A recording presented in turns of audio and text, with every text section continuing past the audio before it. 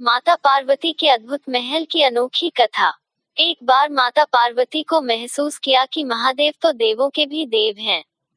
सारे देव तो सुंदर महलों में रहते हैं, लेकिन देवाधिदेव शमशान में, इससे तो देव की प्रतिष्ठा भी बिगड़ती है। उन्होंने महादेव से हठ किया कि आपको भी महल में रहना चाहिए। आपका महल तो इंद्र के महल से भी उत्तम और भव्य होना चाहिए। उन्होंने जिद पकड़ी कि अब ऐसा महल चाहिए जो तीनों लोक में कहीं न हो। महादेव ने समझाया कि हम तो ठहरे योगी, महल में तो चैन ही नहीं पड़ेगा। महल में रहने के बड़े नियम विधान होते हैं। मस्तमौला और घरों के लिए महल उचित नहीं है।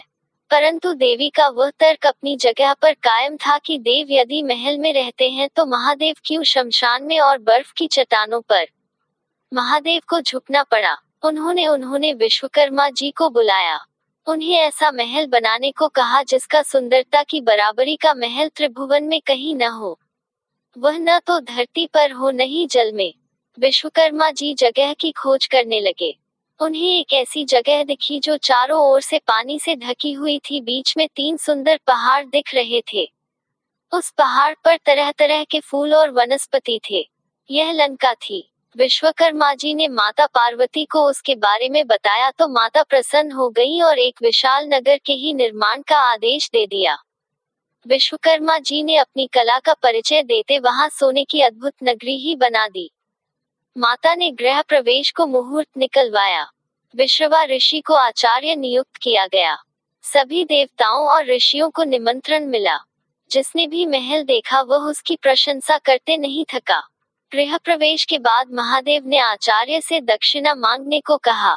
महादेव की माया से विश्रवा का मन उस नगरी पर ललचा गया था, इसलिए उन्होंने महादेव से दक्षिणा के रूप में लंका ही मांग लिया। महादेव ने विश्रवा को लंकापुरी दान कर दी। पार्वती जी को विश्रवा की इस धृष्टता पर बड़ा क्रोध आया। उन्होंने क्रोध में आकर शाप दे दिया कि तूने महादेव की सरलता का लाभ उठाकर मेरे प्रिय महल को हड़प लिया है। मेरे मन में क्रोध की अग्नि धधक रही है। महादेव का ही अंश एक दिन उस महल को जलाकर कोयला कर देगा और उसके साथ ही तुम्हारे कुल का विनाश आरंभ हो जाएगा। कथा श्रुति के अनुसार विश्रवा से वह पुरी पुत्र कुबेर को मिली, लेकिन रावण ने कुबेर को निकाल कर लंका को हड़प लिया। शाप के कारण शिव के अवतार हनुमान जी ने लंका जलाई और विश्रवा के पुत्र रावण, कुंभकर्ण और कुल का विनाश हुआ।